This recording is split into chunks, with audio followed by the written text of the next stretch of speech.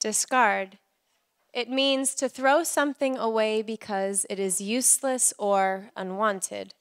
We discard things every day, things that can't serve us because they're broken or perhaps weren't made right in the first place. We have ditches filled with damaged goods and old items that may have once had value, but they were used or mistreated and are now added to the compost. Post-prime and past splendor, piles of lackluster, stained and wrinkled, split and splintered.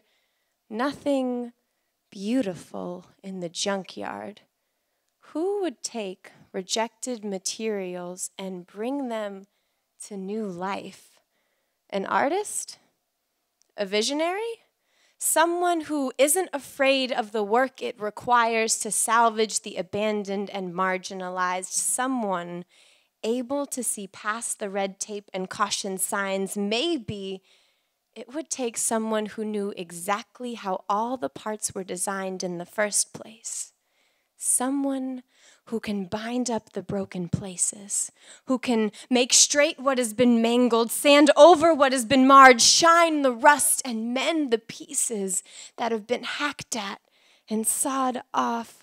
Who would expect anyone to take the trash for treasure and prize it so highly they give everything for it, the most unscaled trade, a miraculous exchange made by a carpenter who had no beauty of his own, no majesty to attract anyone to him, who came to restore that which was discarded, the useless and unwanted, a carpenter who was present when the foundations of the earth were poured. His were the fingers that measured the lines between the waters and the sands, hung every star in the sky, and told the mountains where to stand.